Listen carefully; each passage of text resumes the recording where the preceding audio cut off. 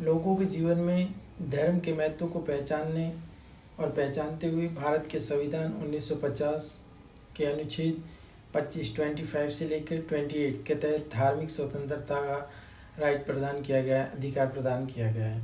भारत एक धर्मनिरपेक्ष राष्ट्र होने के नाते प्रत्येक व्यक्ति को अपना धर्म, रिलीजन और उसका पालन, उसको फॉलो करने का राइट, अधिकार एवं स्वतंत्रता, फ्रीडम देता है।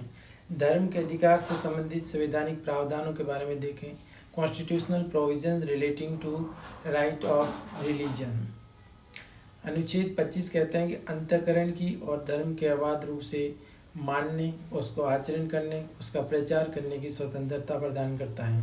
26 कहता है कि धार्मिक कार्यों के प्रबंधन की स्वतंत्रता।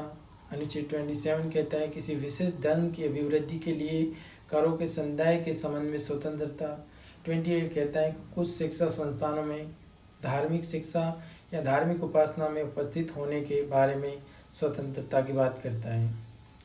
अनुच्छेद 25 है, ये अनुच्छेद अंतःकरण की और धर्म के अबाध रूप से मानने का, उसका आचरण, उसका प्रचार करने की स्वतंत्रता देता है, फ्रीडम देता है, से संबंधित है। ये प्रकट करता है कि लोक व्यवस्था, सदाचार, स्वास्थ्य तथा इस भाग के अन्य उपबंधों के अधीन रहते हुए सभी व्यक्तियों को, पर्सन को अंतःकरण की स्वतंत्रता और धर्म के अबाध रूप से मानने, उसका आचरण करने, उसका प्रचार करने का समान हक प्रदान करता है, इक्वल हक प्रदान करता है। इस अनुच्छेद की कोई भी बात किसी धर्म या किसी ऐसी विद्यमान विधि के प्रवर्तन पर प्रभाव नहीं डालेगी या राज्य को कोई ऐसी विधि बनाने से निवारित नहीं करेगी जो धार्मिक आचरण से संबंधित किसी भी आर्थिक, वित्तीय या पॉलिटिकल, राजनीतिक या अन्य लौकिक क्रियाकलाप का विनियमन या निर्बंधन करती है। सामाजिक कल्याण और सुधार के लिए या सार्वजनिक प्रकार की किन्हीं हिंदुओं की धार्मिक संस्थानों को हिंदुओं के सभी वर्गों और अनुभागों के लिए खोलने का उपबंध करती है। इसके स्पष्टीकरण की बात करें तो कृपाण धारण करना और लेकर चलना सिख धर्म के मानने का अंग समझा जाता है। और उपखंड 2 में बताया गया है कि हिंदुओं के प्रति निर्देश का ये अर्थ लगाया जाएगा कि उसके अंतर्गत सिख, जैन, बौद्ध धर्म के मानने वाले व्यक्तियों के प्रति निर्देशित हैं और हिंदुओं की धार्मिक संस्थाओं के प्रति निर्देश का अर्थ तदनुसार लगाया जाएगा जिसमें इनमें न केवल धार्मिक मान्यताएं बल्कि धार्मिक प्रथाएं भी शामिल हैं। ये अधिकार सभी व्यक्तियों के लिए उपलब्ध हैं, मतलब हर पर्सन के लिए राइट उपलब्ध है। नागरिकों के साथ साथ ये गैर नागरिकों को, नॉन सिटीजन को भी लिए भी उपलब्ध होता है, राइट प्राप्त होता है। आर्टिकल 26 कहता है कि धार्मिक कार्य के प्रबंधन की स्वतंत्रता से संबंधित है।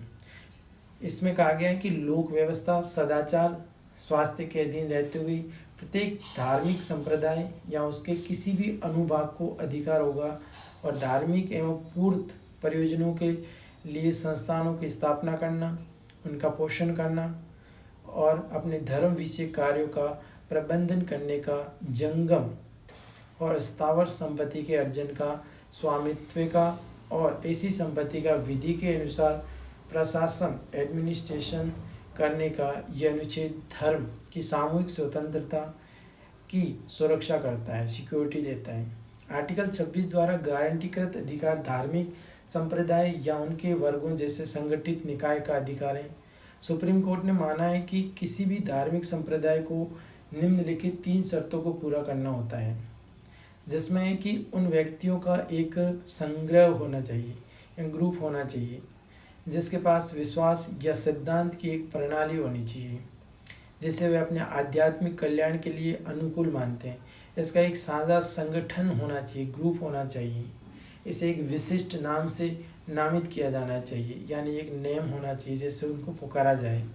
आर्टिकल 27 कहता है कि किसी विशिष्ट धर्म की अभिवृद्धि के लिए, उसके डेवलपमेंट के लिए करों, टैक्स के संदाय के बारे में फ्रीडम देता है, उससे संबंधित है। इसमें कहा गया है कि किसी भी व्यक्ति को ऐसे करों मतलब टैक्स का संदाय करने के लिए बाध्य नहीं किया जाएगा, उसको विवश नहीं किया जाएगा जिसके आगामी किसी विशिष्ट धर्म या धार्मिक संप्रदाय की अभिवृद्धि, उसके डेवलपमेंट, उसके पोषण में व्यय करने के लिए विनिर्दिष्टित रूप से विनियोजित किया गया है। ये अनुच्छेद न केवल कर लगाने पर रोक लगाता है बल्कि किसी विशेष धर्म या संप्रदाय के प्रचार के लिए लोक निधि के उपयोग पर भी रोक लगाता है। फिर आता है आर्टिकल 28 आर्टिकल कहता है कि कुछ शिक्षा संस्थानों में, एजुकेशनल इंस्टीट्यूट में धार्मिक शिक्षा या धार्मिक उपासना में उपस्थित होने के लिए या बारे में स्वतंत्रता से संबंधित है। यह प्रकट करता है कि राज्य की निधि राज्य के पैसे से पूर्णतः पोषित किसी शिक्षा संस्थानों में कोई भी धार्मिक शिक्षा नहीं दी जाएगी। गवर्नमेंट के स्कूलों में, संस्थानों में नहीं दी जाती। कोई बात ऐसी शिक्षा संस्थानों को लागू नहीं होगी जिसका प्रशासन राज्य करता है, स्टेट करता है, किंतु जो किसी ऐसे विन्यास या न्यास के दिन स्थापित हुई है जिनके अनुसार उस संस्था, उस इंस्टीट्यूट में धार्मिक शिक्षा, रिलीजियस एजुकेशन देना आवश्यक है और राज्य द्वारा मान्यता प्राप्त या राज्य निधि से सहायता प्राप्त करने वाली शिक्षा संस्थान में उपस्थित होने वाले किसी व्यक्ति को ऐसी संस्था में दी जाने वाली धार्मिक शिक्षा, एजुकेशन रिलेटिंग टू रिलीजियस में भाग लेने के लिए या ऐसी संस्था में उसमें संलग्न स्थान में की जाने वाली धार्मिक उपासना में उपस्थित होने के लिए तब तक उसको बाध्य नहीं किया जाएगा जब तक कि उस व्यक्ति ने, या यदि वह अवयस्क है, 18 साल से कम है, तो उसके संरक्षण, उसके पेरेंट ने इसके लिए अपनी सहमति ना दे दी है। इस प्रकार अनुच्छेद 28 4 प्रकार के शिक्षा संस्थानों के बीच अंतर करता है, डिफरेंस करता है। पूरी तरह से राज्य द्वारा संचालित संस्थाएं जो स्टेट फंड करती है, जहाँ धार्मिक शिक्षा पूरी तरह से प्रतिबंधित है, जहाँ धार्मिक शिक्षा नहीं पढ़ाई जा सकती। राज्य द्वारा प्रशासिक किसी भी विन्यास या न्यास के अधीन स्थापित संस्था या धार्मिक शिक्षा की अनुमति होती है जो स्टेट गवर्नमेंट द्वारा फंडेड होती है। राज्य द्वारा मान्यता प्राप्त संस्था जहाँ स्वैच्छिक आधार पर धार्मिक शिक्षा की अनुमति दी जा सकती है या दी हुई होती है।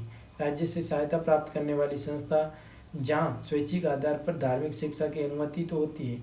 निर्णय विधि श्री सिरूर मठ के मारेंड HI बनाम ALT स्वामीर 1954 के मामले में सुप्रीम कोर्ट ने कहा है कि कॉन्स्टिट्यूशन ऑफ इंडिया का आर्टिकल 25 प्रत्येक व्यक्ति को न केवल ऐसे धार्मिक विश्वास का पालन करने की स्वतंत्रता देता, फ्रीडम देता है, बल्कि जिसके उसके निर्णय व उसके विवेक द्वारा अनुमोदित किया जा सकता है, बल्कि ऐसे बाहरी कार्यों में अपना विश्वास प्रदर्शित करने के लिए भी जिन्हें वह उचित समझता है तथा दूसरों की अनुमति के लिए अपने विचार व्यक्त करने का या प्रचार या प्रसार करने का तथा स्वतंत्रता राइट देता है।